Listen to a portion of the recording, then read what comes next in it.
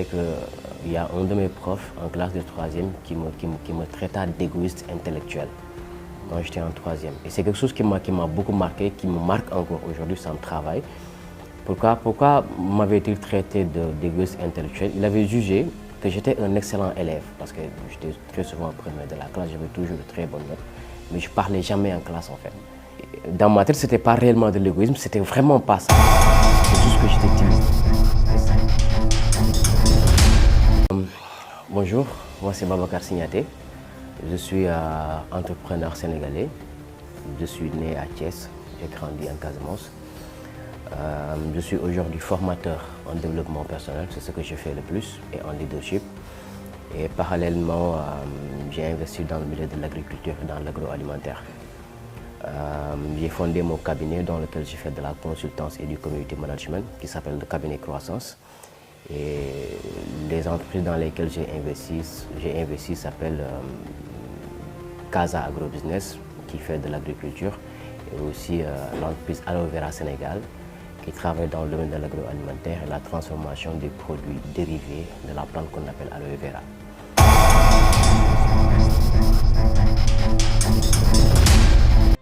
Comme je l'ai dit tantôt, je suis né à Thiès, j'ai grandi en Casamance. On va dire que c'est en Casamance que j'ai fait tout mon cursus scolaire, de l'école maternelle à la terminale. Donc, j'ai grandi dans un village qui s'appelle Koubalan. C'est là que j'ai fait l'école primaire. Et après l'école primaire, j'ai été obligé d'aller dans un autre village qui s'appelle Koubanao.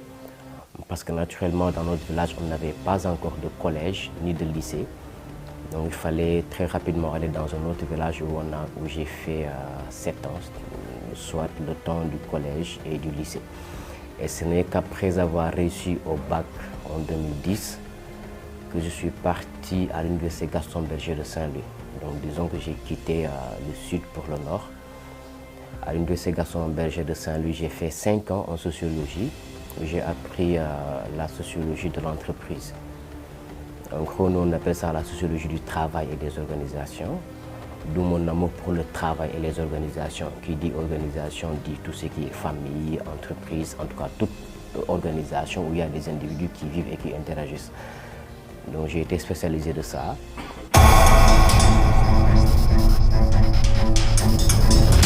Voilà.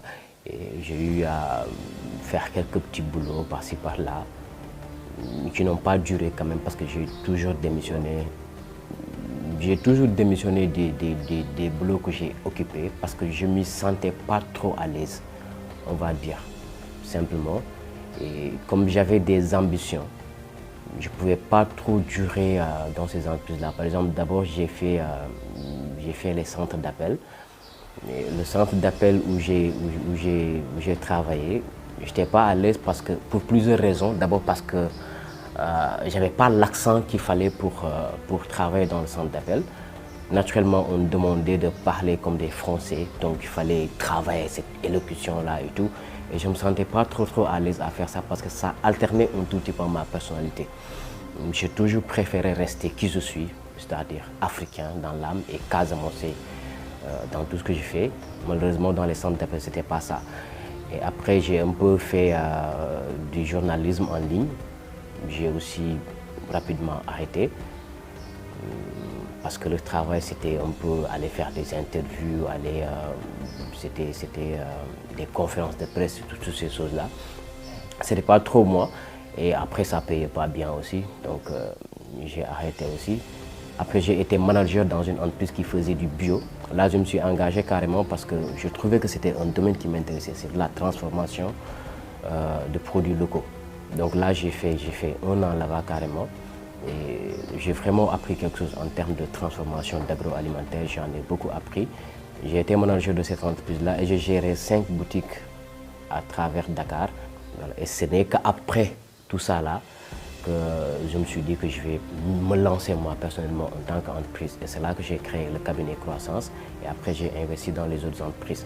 Mais parallèlement quand même, durant tout ce cursus-là, juste après les études, juste après l'université, j'ai quand même fait beaucoup d'autres choses en parallèle, en dehors du travail.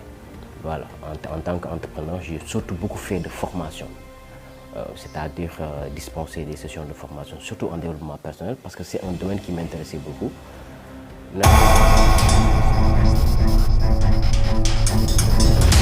Naturellement, moi, j'étais quelqu'un de très timide à l'école, extrêmement timide, réservé, on va dire même mal dans ma peau.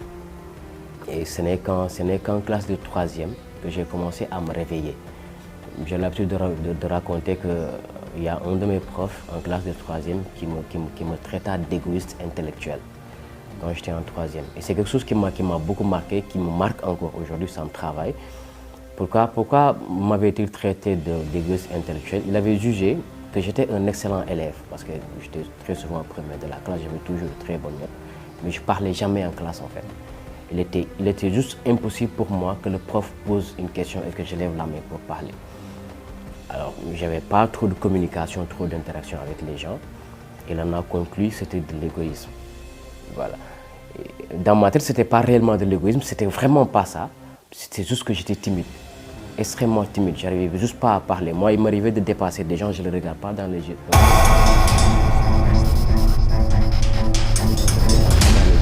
C'est après ce premier déclic-là que je me suis dit, il faut changer. Et j'ai pris conscience naturellement du fait qu'il faut vraiment que je change. Parce que le fait de me traiter d'égoïste, parce que c'était carrément une insulte. C'était la première fois que quelqu'un me disait que ce que tu es là, c'est pas bon. Et qu'il faut changer ça. Et j'en ai pris conscience et je me suis dit, ouais, il faut peut-être que je commence à changer. Et que je commence peut-être à parler petit à petit. Et là, c'était la classe de 3e. Je devais faire la transition pour aller au lycée, pour faire la classe de seconde. Et c'est durant les vacances que j'ai commencé à me poser des tas de questions. Comment je fais pour moi changer toutes ces choses-là? J'ai commencé à lire. Et quand je commençais à lire des livres et tout, qui m'ont appris un tas de choses. Et c'est là que j'ai compris qu'il fallait que je me prenne en charge moi-même si je veux changer. Ça, c'était la classe de 3e. Et dès la classe de seconde, j'ai commencé à me réveiller un peu. Okay? Et on voyait qu'en seconde, je commençais un peu à lever la main, à parler. Okay? Ça faisait les grandes surprises des gens qui disaient « Waouh, il commence un peu à lever la main ». Je voyais que les profs aussi commençaient à être un peu sceptiques par rapport à ça. Je me suis dit finalement, ce n'était pas si diable que ça de parler devant les gens. Et j'ai commencé à prendre goût.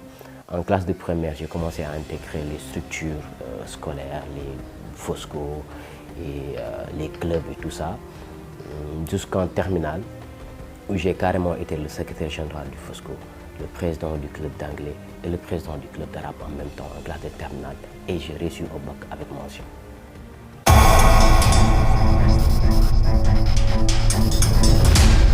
Et ce n'est qu'à l'université après, je pense 3 années d'université après en licence, que je venais d'apprendre le concept de développement personnel. Ça, c'était en licence. En fait, depuis la classe de seconde jusqu'à l'université, j'ai commencé à faire du développement personnel, c'est-à-dire moi-même à me développer, sans pour autant me rendre compte du concept de ce que j'étais en train de faire. Voilà. Et à l'université, je continue à travailler dans ce sens-là, à prendre la parole devant les gens, à fréquenter les gens, c'est-à-dire à me transformer fondamentalement. Et pour moi, c'est vraiment quelque chose de très important pour un entrepreneur de prendre conscience de ça et surtout de se développer.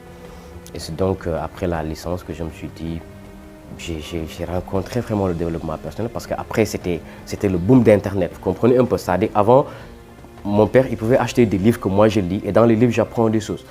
Mais ce n'est qu'après avoir acheté mon premier ordinateur que je commence à rentrer sur Internet pour vraiment apprendre des choses. Et là, je rencontre le concept de développement personnel et je me fais waouh, ça c'est le truc que j'ai vraiment appris depuis là.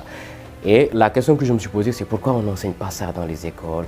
Pourquoi est-ce que les gens, pourquoi est-ce que moi, on ne m'a pas dit ça depuis que j'étais au collège pour que je puisse me transformer et être ce que je suis aujourd'hui? Et je me suis donné pour mission de me dire, ça, il faut vraiment que j'apprenne ça au maximum de personnes, à un maximum de personnes possible, surtout à mes jeunes frères.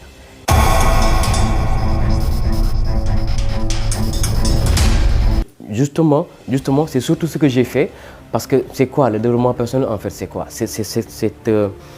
Pour faire simple, c'était quelqu'un qui vendait des produits. C'est les gens que vous voyez qui viennent taper à votre porte, qui vous disent bonjour, en costume, cravate et tout, et qui essaient de vendre des produits. Et en général, les gens qui viennent dans ces structures-là, ils viennent, ils passent une journée, ou même une demi-journée, ou même quelques heures, et puis ils rentrent chez eux, ils abandonnent purement et simplement. Je dis, c'est insensé. C'est-à-dire là où tu dis, le gars, il parle comme ça, il dit des choses et tout, mais moi j'arrive, il me dit, je vais aller vendre des produits dans la rue, je vais aller faire du porte-à-porte, je ne suis pas né pour faire ça. Et à l'époque, moi j'étais en Master 1, et j'arrive, je devais m'habiller en costume cravate, et je devais aller vendre des laits de corps et des trucs.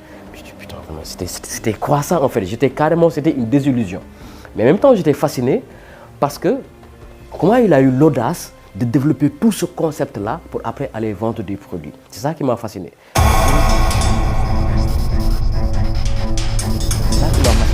J'aurais pu abandonner le premier jour parce que ce qu'on faisait là-bas, non seulement nous, on ne payait pas pour faire ça, mais on ne nous payait pas non plus pour faire ça. C'est-à-dire que c'était de petites commissions. Tu vas sur le terrain, tu vends des produits, on donne de petites commissions. Les commissions commençaient à partir de 50 francs, 100 francs. Tu vends un produit qui coûte 2000 francs, tu as une commission de 100 francs. C'est insensé. C'est simplement insensé. Mais le truc qui était fascinant, c'était que pour aller là-bas, moi j'habitais juste ici à la cité Avion, mais pour aller jusqu'au Parcelles Assainies, à la cité Amo 2, je crois, je devais me réveiller quelque chose comme à 5 h du matin ou à 6 h et arriver là-bas avant 7 h. C'est-à-dire que les cours commençaient à 7 h. Et de 7 h à 9 h, on fait cours de développement personnel, de leadership, de marketing, de techniques de vente et tout ça là. Et pendant qu'on fait cours, on est debout. On est debout, on ne s'assoit pas. On est debout pendant ces 2 heures de temps-là. On fait du cours, on fait du team building, on crie. Et à partir de 9 h, on descend sur le terrain pour aller vendre des produits. Vous comprenez, ça c'était... Mais c'est dès les premiers jours, en vendant les produits, je me rends compte qu'il y a beaucoup de choses que j'ai lisées en développement personnel, en leadership, en entrepreneuriat et tout. C'est ça que je suis en train d'apprendre moi sur le terrain en vendant des produits, mais sans m'en rendre compte. C'était ça au fait. Parce que c'était quoi le développement personnel? Devenir cet art qu'on a de convaincre les gens. Et en plus, les produits qu'on vendait, ils étaient surfacturés. C'est-à-dire que normalement, on vend des produits qui coûtent 2000 francs, mais ils te les font vendre à 2500 francs. C'est-à-dire qu'à la fin, tu vends un produit à quelqu'un, tu l'obliges à l'acheter, la personne n'est ni intéressée par le produit, et la personne sait exactement que le produit qu'il est en train d'acheter coûte beaucoup plus cher que le prix auquel il aurait pu l'acheter au supermarché d'à côté ou à la boutique du coin. Mais toi, tu arrives quand même à le vendre. Et j'étais fasciné par ça. Les gens avec qui on était, les gens qu'on a trouvés là, qui nous coachaient un peu, qui nous apprenaient ces techniques-là, j'étais fasciné par eux. Par cet art qu'ils avaient à aborder les gens, à briser la glace, à plaisanter, à les convaincre, à leur faire vendre un produit puéril à la fin. C'était ça en fait le truc, que beaucoup de gens quand ils viennent, ils ne comprenaient pas, ils se disent ça n'a pas de sens, mais ils ne voient pas le truc qu'il y a derrière. Ce qu'il y a derrière, c'est qu'il faut d'abord avoir du développement personnel, comprendre d'abord dans quoi je me lance, et pouvoir continuer ça. Et le fait de se réveiller, d'arriver au travail à 7 h du matin, alors qu'à la base, moi, j'étais quelqu'un on va dire, j'étais un peu nonchalant, j'étais pas trop truc, et devoir me réveiller tous les jours à 7 h là, alors que j'avais pratiquement pas grand chose à gagner, ça m'a appris les meilleures leçons de ma vie. Ça m'a appris les meilleures leçons de ma vie. Et Dieu sait que chaque matin, je me réveille à 5 h du matin, je me dis, qu'est-ce que je suis en train de foutre? Je suis en train d'aller à un endroit où tout le monde te dit, mais mec, tu y vas tous les jours, tu ne gagnes rien. Tu reviens la nuit sale, tu reviens pratiquement avant de quitter Passé pour revenir ici. Parce qu'une fois que vous êtes allé sur le terrain, vous revenez pratiquement entre 18 h et 19 h. Il faut faire le compte rendu, il faut faire la restitution. Et souvent, j'arrive ici à 22 h. Et il faut, avant de me coucher, il faut faire les fiches pour le lendemain. Parce que le lendemain, tu es obligé de te réveiller à 5 h du matin. Tu n'auras pas le temps de faire ça. Il faut le faire avant de se coucher. Et se réveiller encore le lendemain à 5 h du matin pour aller continuer la même chose. Le rythme était hyper intense et on n'y gagnait rien en termes d'argent. Cette formation, c'est ça qui m'a donné en fait ce que j'appelle aujourd'hui le leadership. Tout simplement. C'est du leadership, c'est du développement personnel, c'est la force de convaincre parce qu'on ne pourra jamais devenir entrepreneur tant qu'on n'a pas la capacité de vendre.